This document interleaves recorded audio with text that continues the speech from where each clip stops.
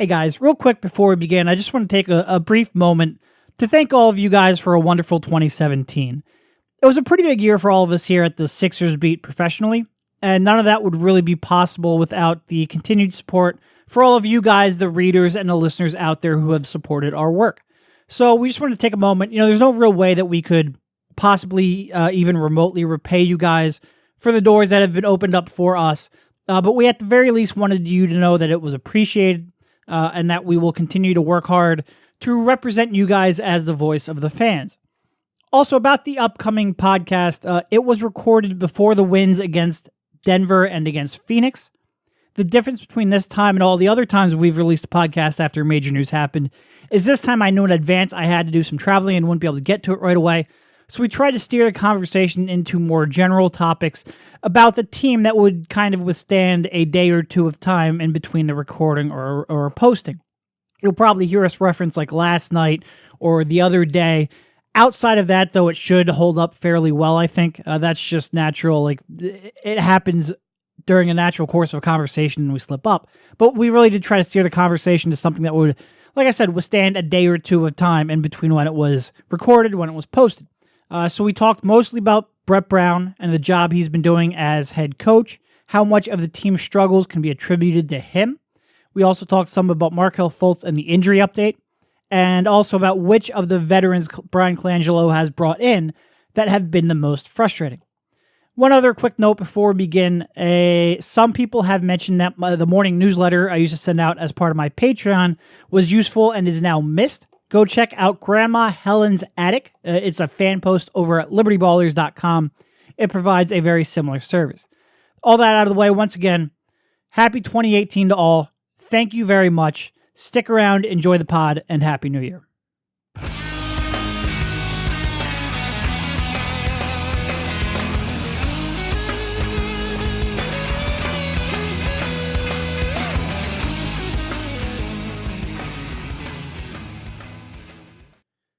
Welcome, everybody. This is Derek Bodner, joined once again by Rich Hoffman.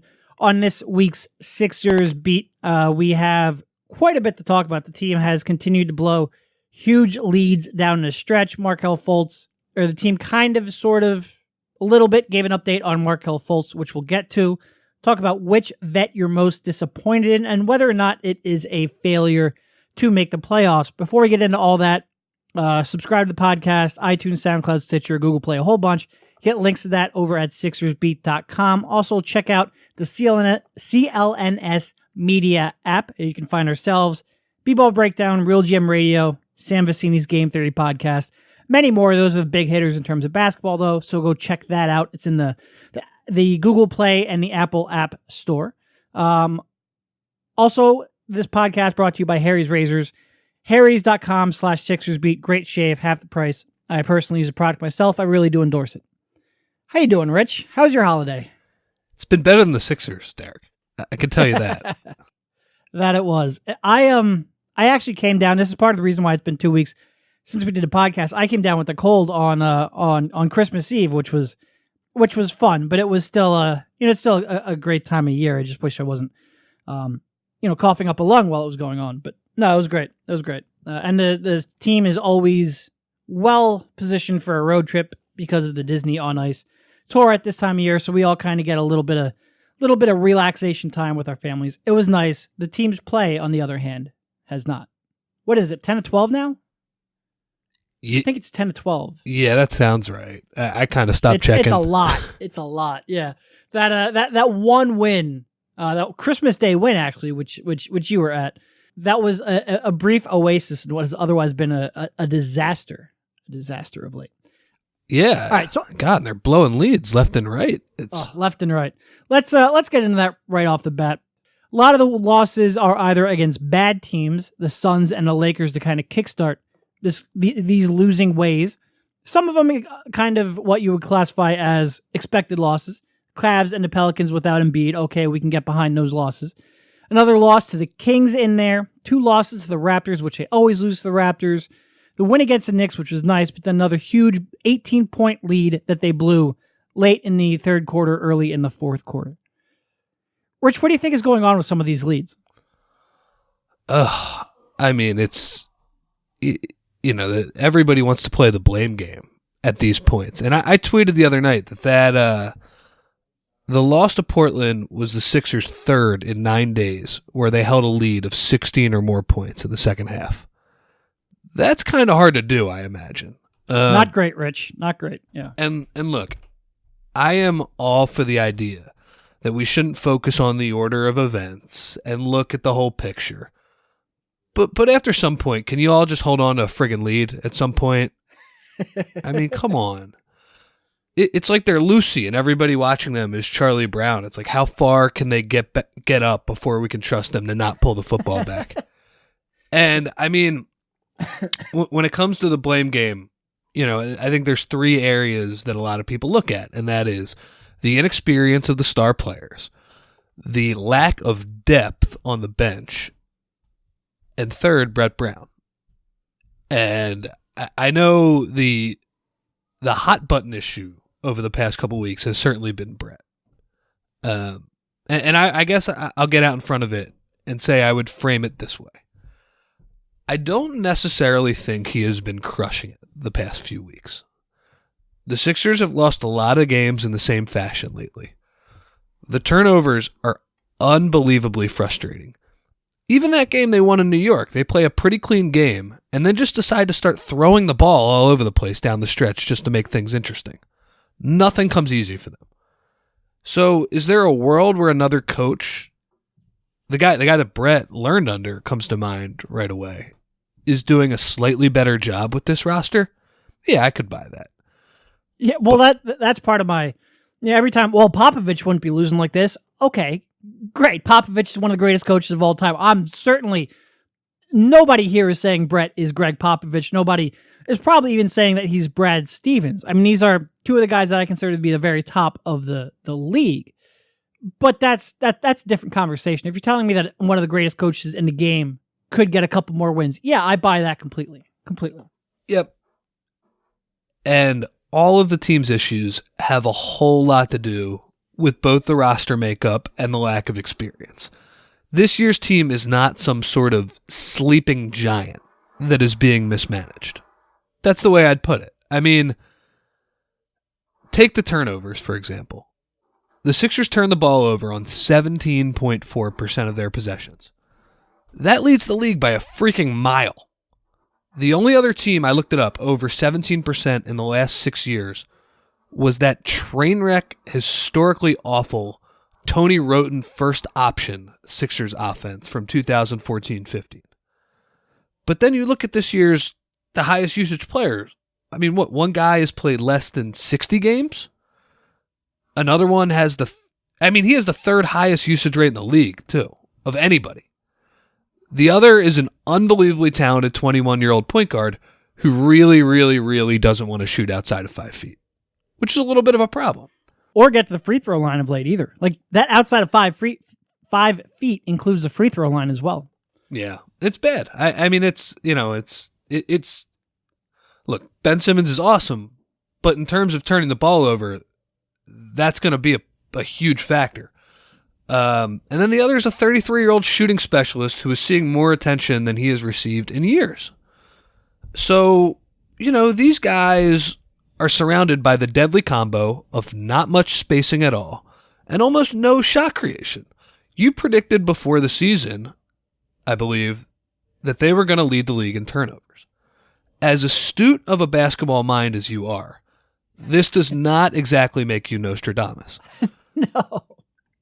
Guess what? They're not magically taking care of the ball at a top 10 rate with Popovich. There's no way to play BS, check down, Alex Smith type basketball. Actually, there is. We saw how that went with Doug Collins. It's not good. Right. Yep. So while I totally think it's right to say that Brett hasn't proven himself to be the guy in the way that Stevens might be, as far as another young or new coach, there's no way he should be on the hot seat in the way that some people are talking. The expectations for this team this season were largely too high before the year started, and they definitely became too high with how they got out of the gate so quickly. Yeah, I think there are kind of 4 factors at play, and I think you pretty much nailed them in there. I'm just going to reiterate them. There's a youth and inexperience, expectations that were way too high, expectations that were raised by the way that they overachieved at the start of the season, lack of shot creation, and Brett isn't perfect. And I think when I get into it on Twitter, I think a lot of people will look at that as me saying Brett can do no wrong. That's not what I'm saying at all. But that's me responding to people who think Brett Brown is the problem. Brett Brown should be fired. And that's the angle that I'm coming at it from. And I think that's pretty ludicrous, to be honest. Because like you said, when you looked at this team at the start of the season, you said, okay, you got Joel Embiid. At that point, he had probably played 100 organized games of basketball in his life. And every time I say that, it becomes even more absurd that he's doing what he's doing, but there are downsides to the fact that he's played 100 fucking games of organized basketball in his life. That's a way better way to put it, by the way, than me saying he's played 60 NBA games. No, yeah. He's played 100 games, period. Right. He might be up to maybe 100. It might have been slightly over 100. I think what I estimated that was maybe 100, 100 or 150, 160, including this year. And we're talking AAU. We're talking JV in there. We're talking varsity, and we're talking college. That is an obscenely small amount of games to be played. That's almost no experience for a guy that you're asking, who's really right now your only half-court option. I don't mean your only good half-court option. Your only real legitimate half-court option. There's nobody else that can create a shot, not even Ben Simmons right now. To put him in a spot where he's got to be your entire offense, you're going to turn the ball over a lot. But here's what I'll say. The team actually turns the ball over less frequently when you're running it through a guy who has 150 games of organized basketball experience in his life. Like, the turnover rate goes up when he's not in the court. Because like I said, there's nobody whatsoever that can consistently create a shot in the half court. That's a huge thing to overcome when you're a coach. People ask, well, why do they take so many threes? Well, what, you're going to have Jared Bayless break somebody down off the dribble? It's not happening. You're not creating good shots by doing that. And I think that has to be taken into account. I do think Markelle Fultz can help that quite a bit. I think the way this team was constructed, which with a bunch of spot-up shooters and utility men who would play off of Embiid and Simmons and Fultz, is part of the problem. Not that it shouldn't be constructed that way, because you want to put these guys in a spot where they can succeed. But when you lose one cog like Fultz because of injury, when you lose another guy like Simmons because he's now a little bit gun shy to attack, and he's not that he won't in time, but I think right now you're starting to see some of that rookie learning curve that we expected. And when you have Embiid in and out of the lineup, you're going to have some pretty fucking ugly basketball. I don't care if it's Red Auerbach or Greg Popovich or Brett Brown. So I think, my general premise covering a team, and you can go back, this isn't a Brett Brown thing. I think coaches get a lot of the blame for poor roster decisions and poor roster construction. You can go back. I've commented on this many times on podcasts, on Twitter.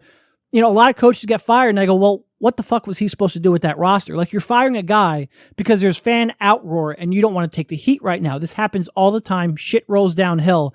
And I think a lot of that is happening with Brett Brown right now. And that, again, none of that is to say that he's perfect, that he doesn't make decisions that I don't question a lot. But that's to say no coach is going to be perfect, and no coach is going to get this group of talent. Like, people complain about the lineups, and I agree. There are some lineups that Brett Brown throws out there that are not optimal. And I think as the season goes along, especially if Markelle Fultz does come back relatively soon, if we keep seeing a lot of these two big lineups out there, I'm going to lose my mind. That's one area where I disagree with Brett. He kind of has a philosophy where he's got to take his best guys and he's got to figure out a way to make it work.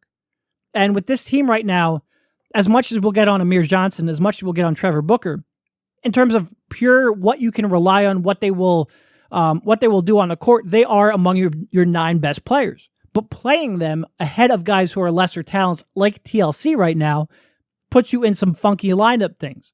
And I think I disagree with Brett. Like, you might have to just say, look, Trevor Booker might be one of my 9 best players. He can't play right now. And maybe put yourself in more normal lineup situations.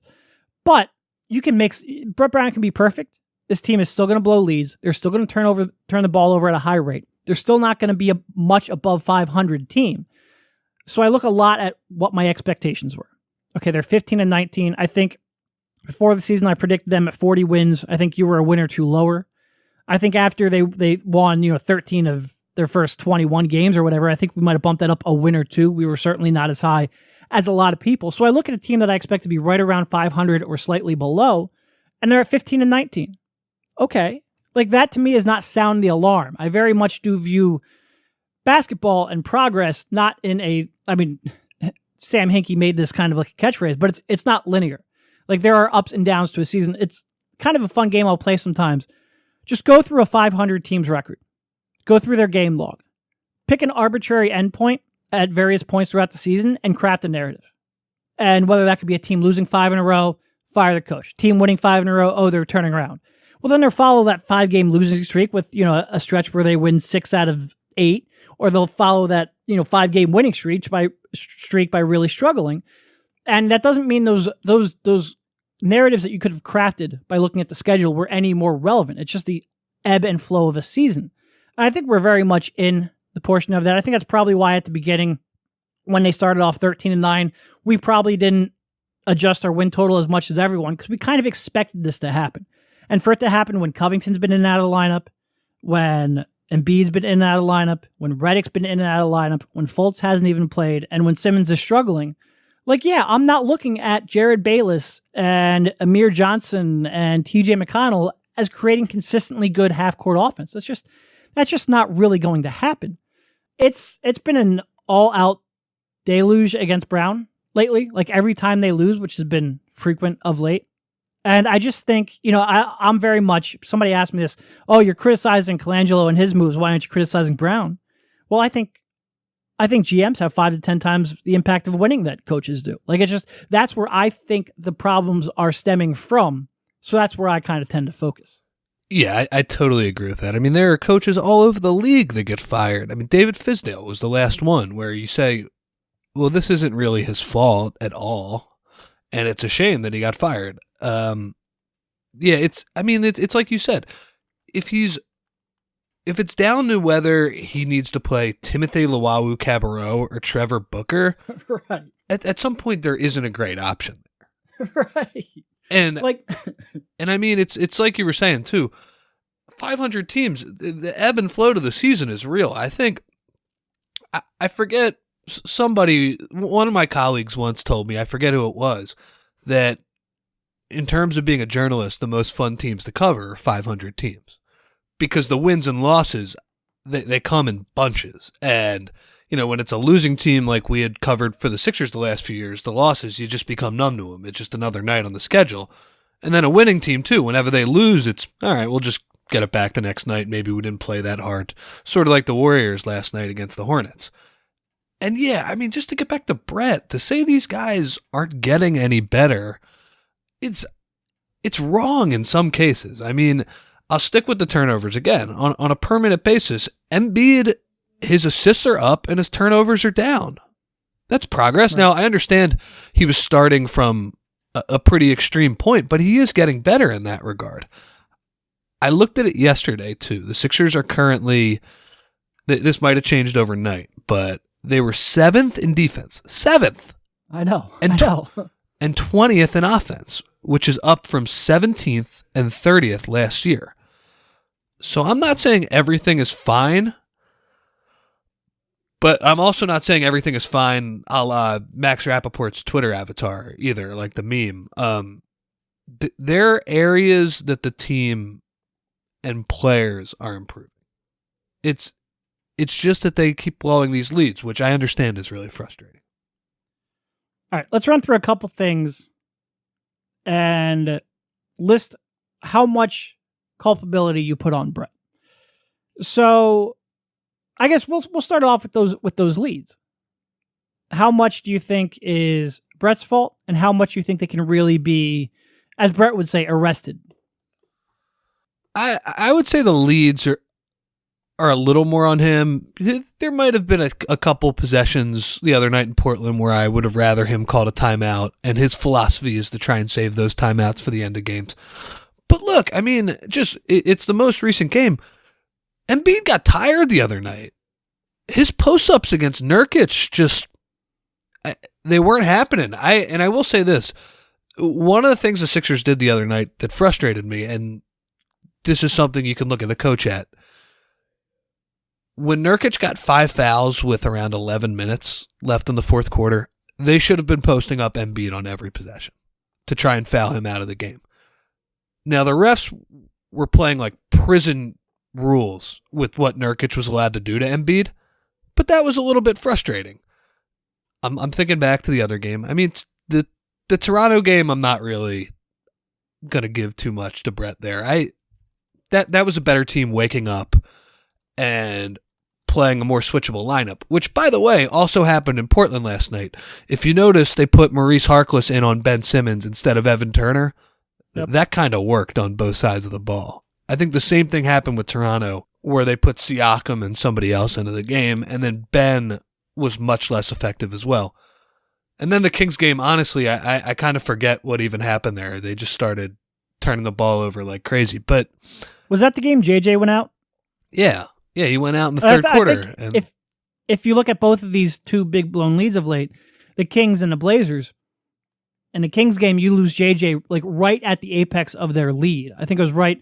They might have. I think that their high lead that game was maybe 16. I think they lost JJ when they were up 11, something in that regard. And their offense, their half-court offense, just went in the tank. Last night, you were up 18 when Covington went out. Like he left right at the biggest lead, and they couldn't recover. And even it's not even like Covington had a great game, but they lost one more defender on McCollum. They lost a guy who can legitimately stretch the floor, and when you replace that with a guy like Trevor Booker, that's a huge deal. Even if he's not taking or making threes, they don't have the depth to recover from losing either of those two guys right now.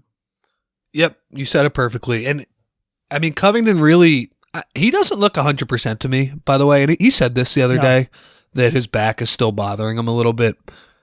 But even an 80% Rocco is so crucial to this team's success because the wing depth behind him is just no good. It's non-existent. They have to play TJ in crunch time. And hey, sometimes that works. I mean, TJ was great against the Knicks. That actually worked out because he was playing so well. But last night he was missing his spot up threes. So, you know, that makes Redick have to guard McCollum, and then you're kind of screwed. So, again, this is a little bit on Brett. I don't think he was perfect. Obviously, I've had enough of both Booker and Johnson playing at the same time. Yes. I also don't understand why Holmes doesn't get a shot if you're going to go with those lineups, even if I don't like the two big lineups. But there's a lot of other things at play here. And it's frustrating. I get it. Yeah, I would like to see Holmes play more. I would like both because I think evaluating him, developing him is still important, and both because there are just times when they need that shot in the arm offensively. But again, if that's the biggest complaint you have with Brett, this team probably isn't ready to win at the level you're expecting anyway. Yeah, I would like to see Holmes play with Simmons more too, because I think definitely.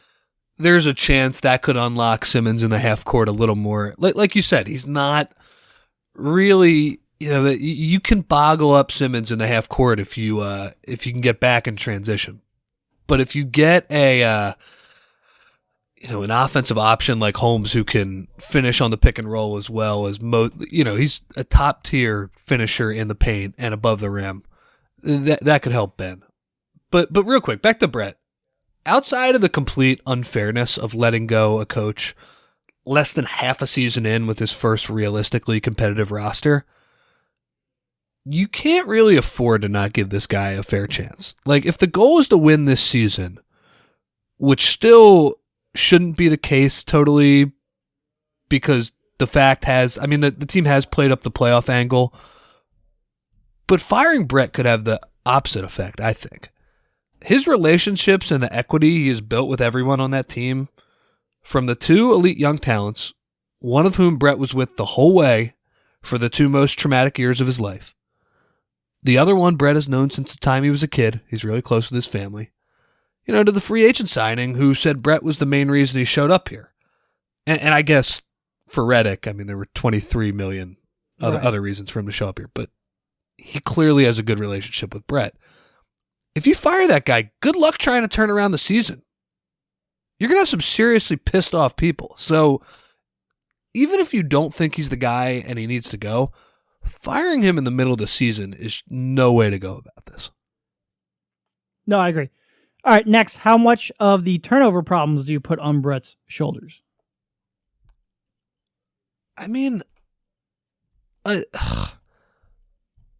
A little bit, I guess, but it's like we said, they have no shot creation out of Joel Embiid. So, I mean, would I like to see them improve in the second half of the year on that end? Yeah, but you said it. I mean, you're not going to run Jared Bayless in a pick and roll. It's not going to happen. I mean, they're so limited on the offensive end in terms of shot creation, and that's showing up with the turnovers. So I would say maybe like 10% I'd put on him. Yeah. Their turnover problems are almost entirely because of their personnel. Yeah, I would have said almost none. And it's like we said about Embiid as an experience, the only real shot creator, Simmons and his struggles and the fact that he right now cannot and will not take a shot, and no other shot creators behind him. I mean, really none. Like you said, a lot of people ask, well, why don't they run any pick and roll? And it's like, well, with who? I mean, with like, who are you going to put in a pick and roll?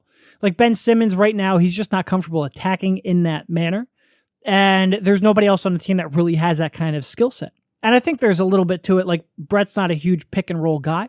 Like I do think when Markelle comes back, that's going to be a real interesting thing to watch, because now you have an elite pick and roll, or at least a guy with elite talent on the pick and roll. Maybe not production yet because he is still a 19-year-old rookie. But it's going to be interesting to watch Brett integrate him back into it, because it's right now not what they do. It's not now what is in their game plan. But how can he adapt to a guy now who has that skill set? Because right now there's nobody that has that skill set. I think, and you look at Simmons, what he did in college, he turned the ball over. You look at Embiid, what he's done at every step of the way, he's turned the ball over. And right now it's a lot of inexperience, a lot of youth, and a lot of guys who have high turnover profiles. So it will be, this to me is the one where it's like, is it a problem? Yeah. Is it why they're losing? Absolutely. Is this Brett's fault? No, I don't really see that to be the case at all. And that'll kind of lead us into the next part. First of all, how big of a problem is it, and how big of a mistake is Brett making? A lot of the early shot clock threes that a lot of people are getting at right now. I got it last night, and then I went back and I checked, and during that 19-0 run that basically, decided the game last night, they attempted only one three-pointer. I guess the people who were mentioning that to me must have really remembered that one three-pointer, but this seems to be one where people are really gearing up on Brown for as well. How much of a problem do you think the early threes are, and how much of a problem is that because of Brett? 0 and 0. All right. I mean, if we just talked for 5 minutes about how they have such trouble generating shots in the half court. Well, they have, theoretically at least, some decent shooters. If they get an open shot in transition, pull the trigger. I mean, that's what Ben Simmons is best at, too. So pushing the ball and finding guys in transition. No problem with that. Yeah, it's actually interesting right now. I think a lot of people look at threes, early threes especially, and there's kind of like a bunch of old thoughts about them. First of all, that you're making yourself a higher variance team, which I could see that being the case if you're trading shots at the rim for threes. But right now, the Sixers are, first of all, they're only, I think, 13th in the league in percentage of their shots from three-point range. They're not even really a three-point heavy team right now. They are 7th in the league in shots within 10 feet of the rim. So they're getting, and when you look at the personnel, and yeah, some of that's going to be transition, but I think people overstate that. Like transition, by and large, makes up about a fifth of your offense. Is kind of a pretty good way to remember it. And that's even for a good transition team. So a lot of these shots at the rim, shots within 10 feet, are coming into half court. And be 7th in the league in frequency when you have, Joel Embiid, but then you only have Ben Simmons outside of that who can even remotely create these shots is pretty good. They are, let's see, where those shots are coming from, where those threes are coming from. They're 24th in the league in shots between 16 feet and the three-point line. You're not trading layups and post-ups for three-point shots when you have this philosophy. Maybe the Rockets are, or even there, I bet you the Rockets are mostly just abandoning the 16-foot shot, the 14-foot shot for threes. You're abandoning bad shots, high-variance shots in and of themselves, for better high-variance shots. Like you're trading long twos for threes. That's what the Sixers are doing. They're still generating. If you went back, you brought up Doug Collins. If you went back, the Sixers right now probably get more of their looks at the rim than Doug Collins' teams did. The only difference is they're moving that, like I said, the 18-footer out to 22, 23 feet. So I don't think threes, by and large, are the reason this team is up and down. I think youth, inexperience, and a lack of talent, lack of offensive talent, is the reason this team is up and down. In terms of early threes, when the Sixers have bad transition defense, by and large, what I think that is Embiid post-ups, because he doesn't have a chance to get back. When Simmons drives, because he also doesn't have a chance to get back, and he's, again, your second biggest defender, your second best rebounder, the guy who can switch the most, who can cross-match the most in transition. When I start talking for like 5 minutes straight, that's when I still kind of feel like, I feel the end of my cold kind of creeping in, so excuse me for a second. But you don't have that kind of flexibility to get back in transition. And also when you have a guy who's under the rim so much, it's real easy to get an odd man rush. So I don't think these early threes are even necessarily hurting their transition defense, maybe a little bit, but I don't think nearly as much as people are saying. And I also think, you look at the numbers, I bet you the Sixers right now, I looked this up recently, I bet you on threes with, let's say, 18 seconds or more left on the shot clock, or even like 15 seconds or more left on the shot clock, I bet you the Sixers are shooting over 40%. 7 if seconds. You're going to tell me 7 seconds or less, man. You get better shots early on the shot clock. If you're going to tell me the Sixers are going to have a better than look at the expected value of a 40% 3-point shot. If you're going to tell me the Sixers have a better shot in the final 10 seconds of the shot clock, I'm going to say probably not. Probably not. I think it just looks awful when the shots don't go in, and right now the shots aren't going in. But I don't think this is the problem. I think maybe the problem is that they rely on this so much. But I don't put that on Brett at all. Like, I put that on the lack of guys who can really create, the lack of pick and roll options, the lack of playmakers who right now really have confidence in executing a pick and roll. It's just it is what it is. I mean, I don't know. I still go back and I look. These are all symptoms of the personnel on the floor. Agreed. I also liked your usage of odd man rush there too, kind of going cross sport. But yeah, I agree. Like, I think a lot of the time. Which, by the way, I watch almost no hockey, so I don't know where that came from. A lot of the time, I agree with you. The other night, it seemed like it was either Embiid taking a wild shot in the post, and that's when the Blazers were getting out in transition. And by the way, Trevor Booker, some of the worst transition defense I've seen in a while the other night. Guys were just walking to the rim on him. He's, we look at, excuse me. I think if you look at Amir Johnson and Trevor Booker, I think of what they can bring to a team, I think I probably like them more than the average fan. Like, I'm not as down on Trevor Booker or Amir Johnson as a lot of people are, but I am down on Trevor Booker specifically for this team. You brought it up when Embiid was posting up, I think, and just the way he gets in his way.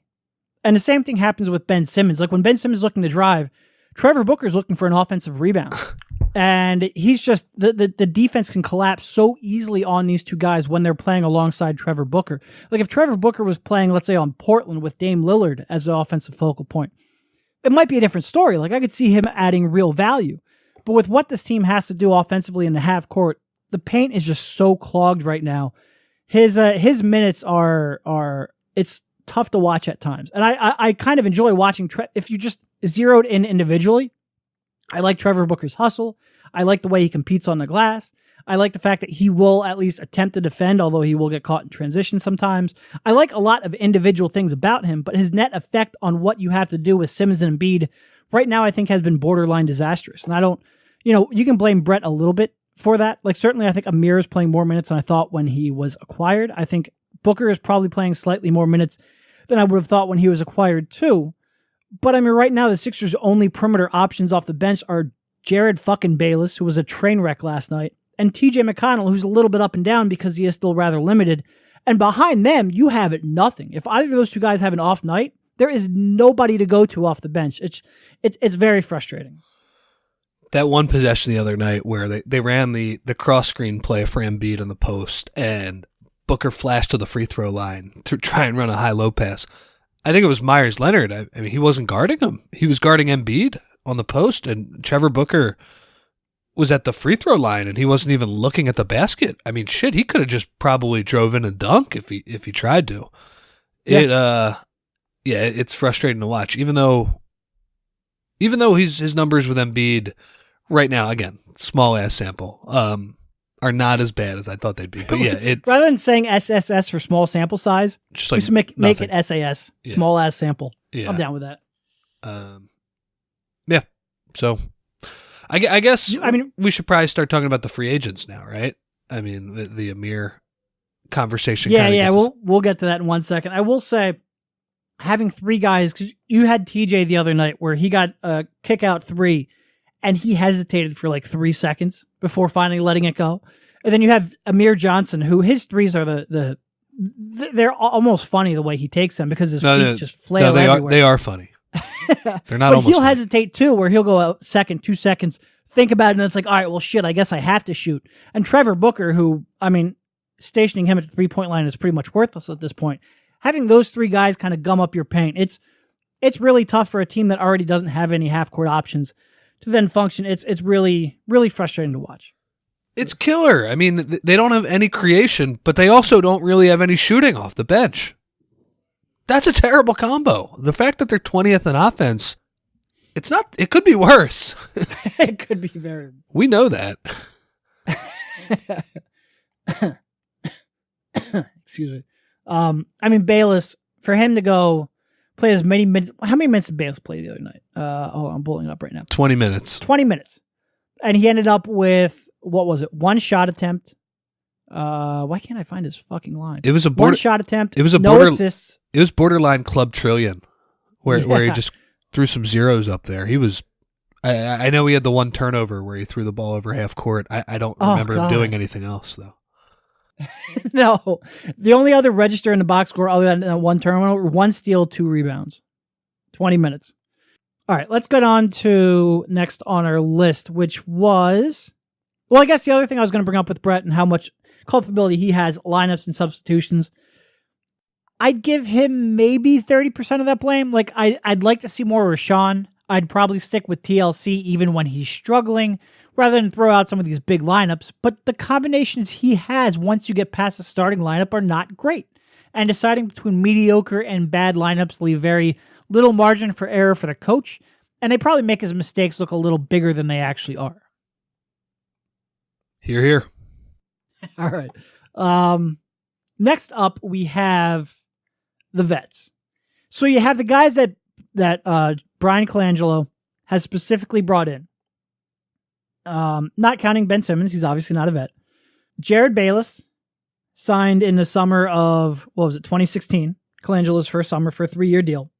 Amir Johnson and JJ Redick both signed to 1-year deals last season. Trevor Booker acquired in a trade, or last summer, not last season. And then Trevor Booker acquired in a trade earlier this month. Which one is frustrating you the most right now? And which one has, I guess, 2-part questions.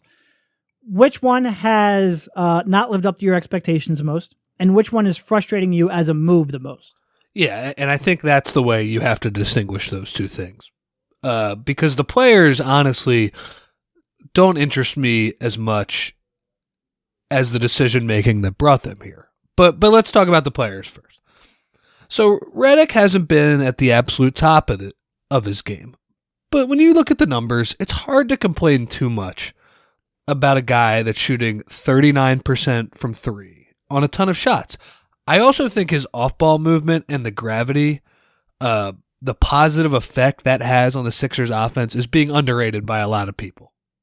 But what was Embiid's quote about Redick's defense? I thought he was going to be ass. Right. Yeah, I mean, I thought he was going to be bad too. Decent team defender who maximizes his talent. But last night, when Covington goes down with his 10th injury this month, he's not sticking with CJ McCollum down the stretch. And the same goes for Bayless and Johnson, two worst players with obvious deficiencies in their game. So then you look at Bayless. I mean, he's still averaging 1.03 points per possession. I looked this up, did a little prep for once, on spot-up attempts per synergy, which is still good, but it's not the same type of shooting when he was in Fuego a few years ago. And looking at his career, that was obviously predictable. But man, when you look at his numbers, the thing that jumps out is how little he's providing in terms of creation. Yes. Yep. He's been in the league for a decade now, Derek, and he's assisting on 8.2% of his teammates' field goals attempt, according to Basketball Reference. He has Reference. an assist rate of a center, essentially. And for his career, it's half as much as the next lowest mark for any single season. So, I mean, if you think back to 2 years ago, sometimes there's so much shit that happens here, we have no idea, what it was like 2 summers ago. Part of the appeal of Bayless was that he could do a little bit of both. Yeah, he was mostly going to be a spot-up guy next to Simmons. But for his career, he was always at least able to capably run a pick and roll on backup units. The Sixers aren't giving him that opportunity anymore, and frankly, when you watch him play, I don't blame Brett for that. Yeah, you wonder if at 30 now, whether or not he really has that in his game anymore. Absolutely. And this is why his spot-up shots, they're so frustrating, because he's being used like a 6'3" Steve Novak. So when he misses, it's like, oh shit, that's all he does. Right. And as for his defense, well, let's not talk about that. So it is interesting because you bring up his assist rate, and that's something I noted the other day, and it's by far the lowest of his career. And you think, okay, well, are they misusing him? Is this something Brett could improve upon? And then you look at Redick, and he's having the best assist rate of his career, by I think or maybe the second best. I think maybe one of those years in Orlando he might have exceeded it, but he's towards the top of his assist rate of his career. And you wonder what's going on with Jared. Is it something where he's not able to turn the corner even a little bit like he used to? And can he get some of that back? But it's not even just the creation. Like, his decision-making has been wretched of late. And that's been, when you combine missing shots, no defense, providing really nothing outside of your shooting, and bad decision-making, it's not the greatest profile for a role player. Yeah. And I guess that would be the answer to the original question. Which player is the most frustrating? I can't say I had really high expectations for Bayless, but he's been a little worse than I thought he would be. Again, it's not by a ton, but the total lack of secondary creation is starting to become very bothersome. I knew he was a terrible defender. That is not surprising in any way, shape, or form. And then, Amir, he's been fine. I don't think, I like you said earlier, I value him more than I think some others do. I haven't looked at his numbers recently, but he's rebounding at a pretty high level. He's not totally inefficient, despite the fact that every shot he takes has to be a hook shot. That, by the way, that's the biggest difference between Amir and Rashawn. Rashawn will dunk anything. Amir, you can set him up for a spoon-fed dunk, and he'll find a way to turn that into a hook shot in one way or another. But yeah, I think we kind of knew what we were getting with him, and he's been fine. Not good, but fine. I don't think he's been unreasonable. So, and then we talked about Booker already. I will say, of those players, strictly the on-court production, Bayless has been the most frustrating to me. But it's close. Yeah, I think you're probably right. Like, I think Redick has been not quite what we expected, but I think, like you said earlier on in this podcast, I also think he has more attention on him than he's had in quite some time. And hopefully that is a little bit lessened when Fultz comes back. Hopefully that's a little bit lessened when, Simmons kind of learns how to navigate the way teams are playing him. But I think right now he just doesn't have the space that he's accustomed to. Like, many people have asked me, why is he always on the move when he shoots? Well, he's 6'4", doesn't have the greatest wingspan or size to shoot over people, doesn't really have the athleticism to blow by guys. He's got to be on the move. If he wants even a remotely open look, he's got to be on the move, and especially when you don't have now Chris Paul to create shots for you, or Blake Griffin to force defenders down into the paint. So I think when you look at what his role has been, I think he has filled it reasonably well. I think Booker, if I had to pick a second most frustrating acquisition, it'd probably be Booker, not because of really Booker, but because of how he's impacted the rotations and the spacing, which I don't necessarily, in terms of providing what you expected, I think he's provided what you expected. I think that's more a fit and personnel decision, which was the second part of the question. But yeah, I think it's probably Jared. Which the crazy thing is, when you look at it on a whole, he's kind of making shots a little bit, not lately, but in the first half of the year, he was shooting well. He's in a slump, but when he's in a slump, his deficiencies become so pronounced. And that's why, a lot of people get on Covington, because he is a streaky shooter, and he is a streaky shooter. But Covington provides so many other things when he's not playing well that you live with it, or at least I live with it. Jared doesn't have that kind of he doesn't have that to fall back on. Yep. All right, in terms of the mistakes, which acquisition was the biggest mistake? It's Jared Bayless by a mile. By a mile. I don't even think it's close. Having that third year and now sitting here and having to get out of that contract, considering what he's providing you, how much he's struggling, and how much that third year just doesn't seem like it should have been necessary. Like if you had offered him 2 years at $12 million per, you can tell me he's not taking that over 3 at $8 million per? Like I don't know why that third year was added on. It's frustrated me. I think maybe we didn't give enough attention to it right when the signing happened, but it's frustrated me for a while now. And now when he's struggling and you're sitting there and looking at a potential max contract next summer, that's going to be a huge focus between now and the summer. And I'm not sure what it's going to cost to get rid of him, to be honest. Yep. I said it at the time of the deal that third year bothered me, and it bothers me even more now. And it's funny, I, in my notes, wrote down the same thing you did. Would have been on board with 2 years, $24 million. And if that's what it ended up as, we would be sitting here saying, hey, swing and a miss on that one, but at least you didn't mess things up long term. Yep. And that's why, I think a lot of people will look, oh, you spent, $34 million on Redick and Amir, and you still have these kind of issues. And it's like, yeah, you spent $34 million, but, if the team really wanted to go out, and what I'll say is the team is very focused on cap space next summer.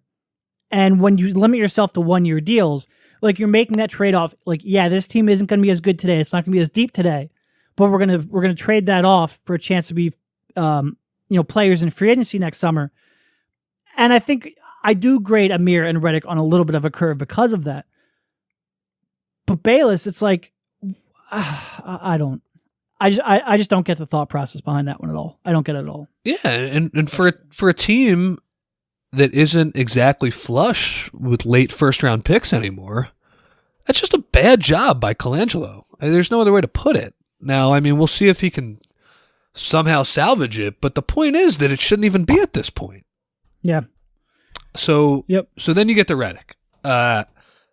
And I you hear it sometimes. I don't want to say that this has become sort of a loud talking point, but the idea of, oh, he's making $23 million and he's shooting whatever he does. Exactly. So that's why I have trouble criticizing his deal. They paid a premium to keep the powder dry next year. And while I don't necessarily think Colangelo has done an awesome job with these free agents, that rarely gets brought up in all of the complaints. They were never going to win big with these guys this season.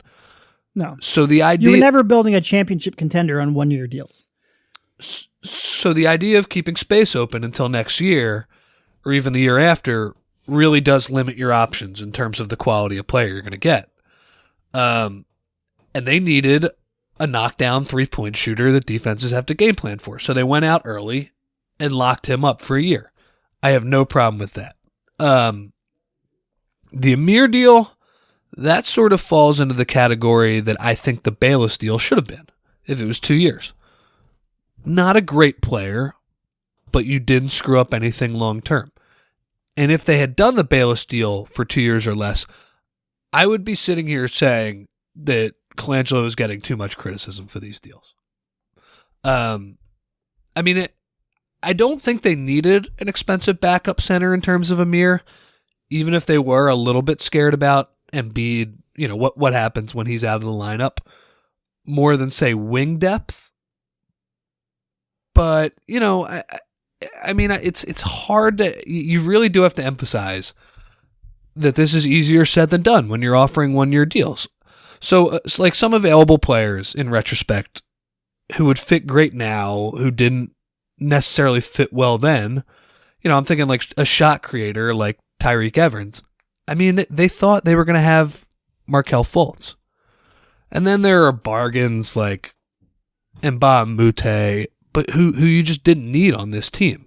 So when you look at the list of players who accepted in the range of $11 million or less, whether that was over 1 or 2 years, it's not a great group. I'm looking in retrospect at some of the guys that might have fit better here. We're talking like Omri Caspi or Thabo Cephalosha or someone else like that. They did not whiff on a whole host of great players at their price range. But that goes back to why the Bayless contract is the one to be mad about. Yep. I mean, my biggest complaint with the Amir signing is that, like you said, I'm just not sure you needed to prioritize a backup center like that. And maybe if you could have found a way to get somebody else, even if they would have been a flawed player, it might just, in terms of a roster imbalance, which is like my favorite word now because we spend so much time talking about shoulder imbalance. In terms of roster imbalance, it just didn't make a whole ton of sense. And I get that you were petrified of Embiid going down, but if Embiid goes down, you're fucked anyway. So, I mean, I'd rather focus on surrounding Embiid with talent than mitigating what happens if Embiid does go down. But in terms of the quality of player you got at $11 million for a 1-year deal, I think Amir Johnson is within the range of what you could expect for a 1-year deal like that. It's just maybe it should have been focused somewhere else. And the same thing with the Booker deal, too. I think Booker is fine in theory in a vacuum for a second-round pick. Just should have focused that somewhere else for that. Like, whatever. Yep. It's one of those things where a lot of these moves on their own and in a vacuum are not in defense. They're defensible. But when you just, the puzzle pieces just don't fit together. And it makes them look worse than they actually are. So. Yep. And I think that's what I'll say so far about Colangelo.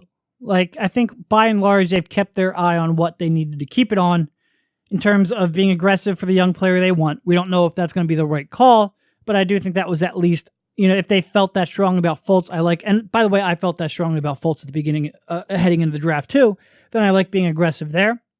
I think their priorities coming into the season were extend Embiid, extend Covington, and make themselves players in 2018. I think those should have been the top priorities. So far, I think they are. I think it'll be real interesting when we get the deadline. You go, okay, look, this team desperately needs, like Lou Williams is the name that's always brought up. This team desperately needs a shot creator. Well, yeah, it does. If you want to win this year, if you want to make the playoffs this year, it does. If you want to stop this losing streak, they do. But is that really what your goal is? Or should it be to put Markelle Fultz in that role and give him minutes and shot creation and live or die by with what he's able to give you? I think they're still of the part in their development where, and by the way, I think this is maybe not the fans that listen to this podcast, but I think doing this would piss off a lot of fans in general. But I think they're still in that portion of their rebuild where you've got to worry about, look, we got to play Markelle. We got to put him in a spot where he's going to create. We've got to put him on a spot where he can get better on the court. And I think if you're looking at trade deadline, this is a completely different podcast, but I think if you're looking at trade deadline acquisitions, you have to take that into account as well. Totally. I think we could have that convo more in depth in a few weeks when the deadline approaches and when Markelle is on the floor, yeah. Hopefully. Or at least taking jumpers in public. That would be great. Let's get to Mr. Fultz, though. All right. So I think Brett announced this week that on the West Coast trip, the Sixers would be incorporating the number 1 pick into some team drills. And then there was a further update, I believe it was Keith Pompey of the Philadelphia Inquirer, that Fultz's work has mostly been on-court form shooting drills with, I might not say this right, Mahmoud Abdul Rauf, who's a very good player in the 90s, who I think, weirdly enough, was still getting buckets at 48 years old in that Iverson League this summer. Was he? Yeah, 48 too. He's pretty good. I mean, gray hair and gray beard, and he's still like smoking Mike Bibby off the dribble. Although I think I could probably do that at this time too. So as we've said time and again here, that shooting form is the whole key. Basically, you can tell me those muscles are balanced. I mean, it's so damn balanced. The most balanced muscles of all time. All you want. But until you see him shoot a normal jump shot, and then a few more normal jump shots in a row, doesn't really matter. So it is amazing. Go ahead. I'm sorry. No, you go. I was going to say, so when was it the point where he was medically cleared? Hold on. Was that the December 9th update when he was medically cleared? And here we are 3 weeks later and he's been doing form shooting the entire time. Does every shoulder injury require a month of form shooting to get back? I don't know, Rich. I don't know. Anyway, completely different podcast. Not really, but just something I don't necessarily want to get into. So, go ahead. Well, I mean, you wrote about this over the past couple days, and I mean, the gist of what you wrote was, and by the way, on theathletic.com, go get yourself a subscription if you haven't. You said, hey, this seems like pretty good news. When on the road to playing basketball, it helps to, play basketball. Yeah. Mm-hmm. Yep. But, as you've already alluded to, this is the Sixers, and there's always a caveat in the road to playing basketball. It's still just so strange, man. Oh, of course it's strange. It's very strange. Excuse me. I mean, it's so November 19th, I guess getting into the timeline a little bit. So on October 29th, blah, blah, blah, no structural damage. He'll have PT. Then on November 19th, the soreness is dissipating.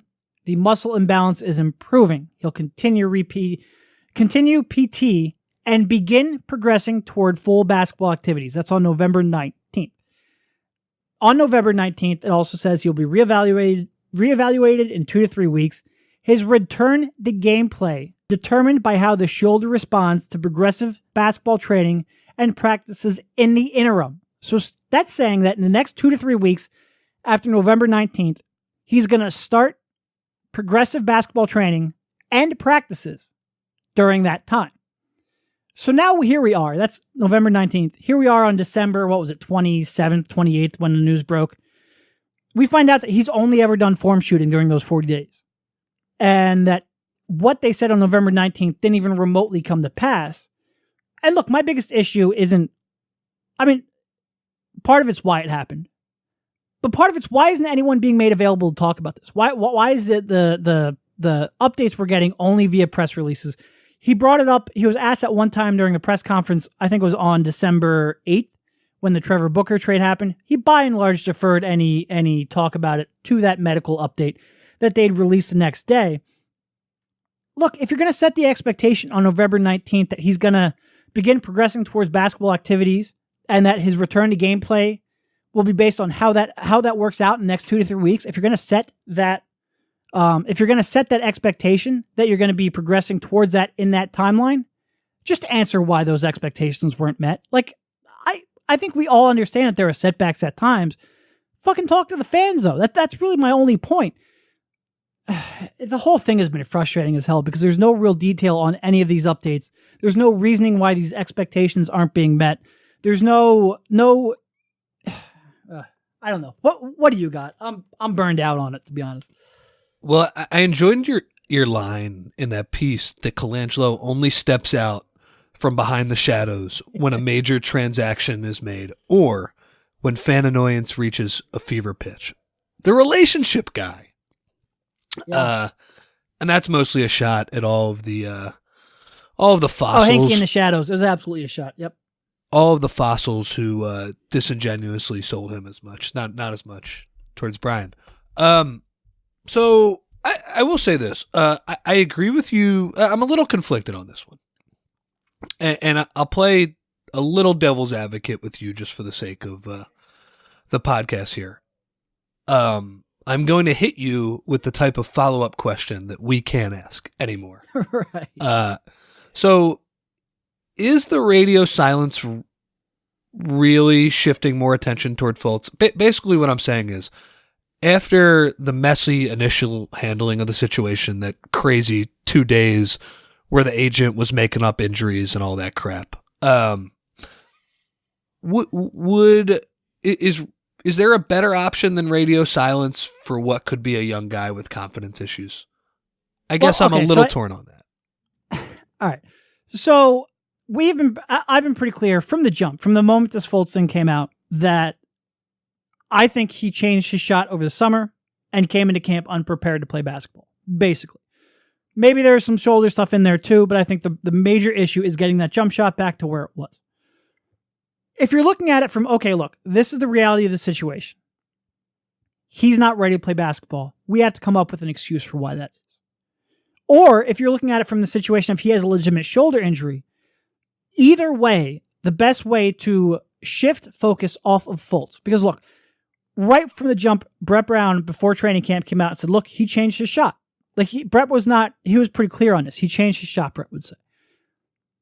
The Sixers' goal, regardless of whether it's a real shoulder injury that caused him to change his shot, or whether or not he changed his shot in the summer, is to cover for him, is to make people believe that the shoulder injury is the underlying factor. And I think when you set an update, set an expectation like you did on November 19th, that he will begin progressing towards full basketball activities, and that his return to gameplay will be determined on how that happens in the next 2 to 3 weeks. I think there's two mistakes. First of all, I think that was clearly overly ambitious.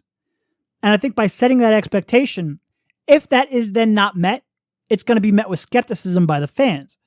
So I think they need to do two things.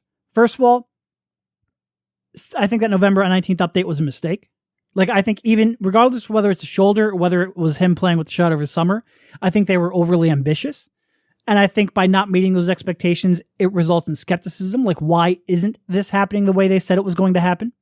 And then I think by living in the shadows after that November 19th update, you don't have a chance to then diffuse the situation.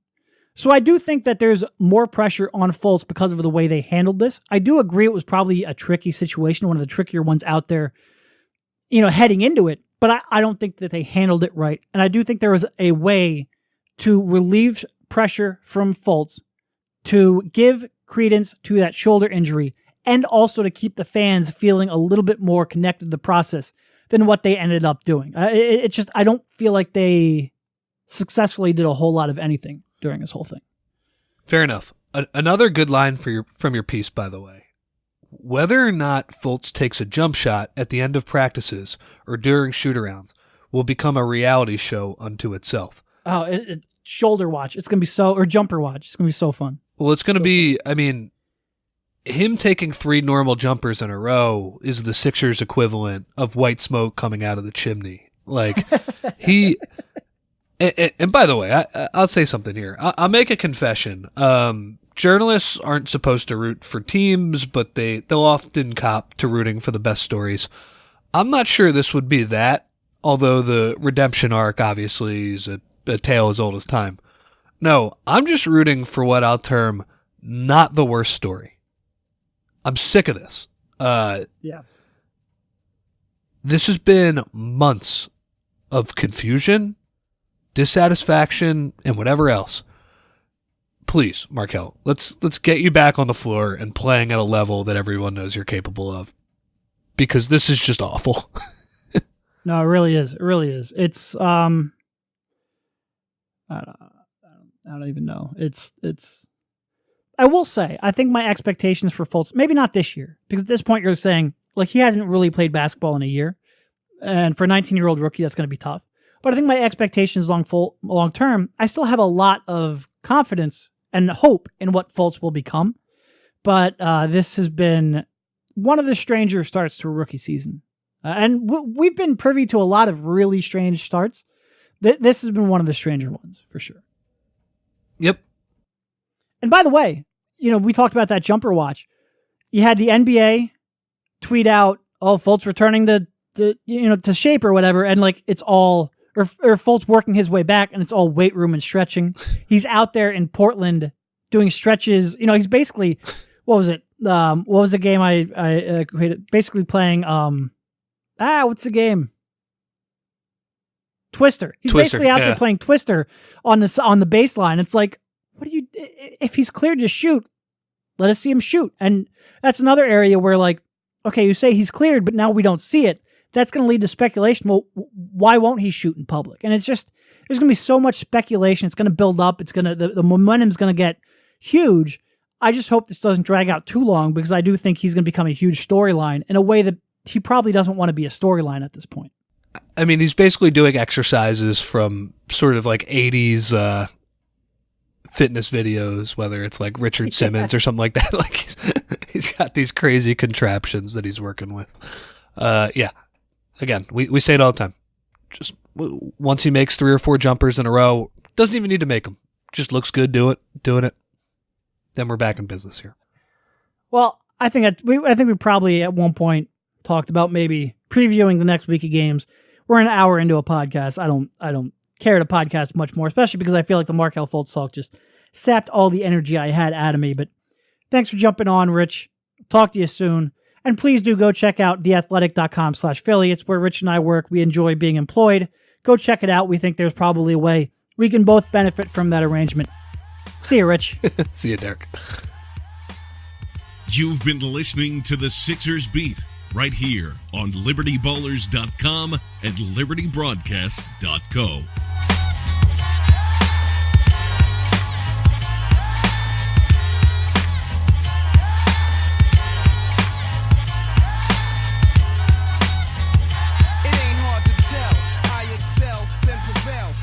Contacted, I attract clientele. My mic check is life or death, breathing a sniper's breath. I exhale.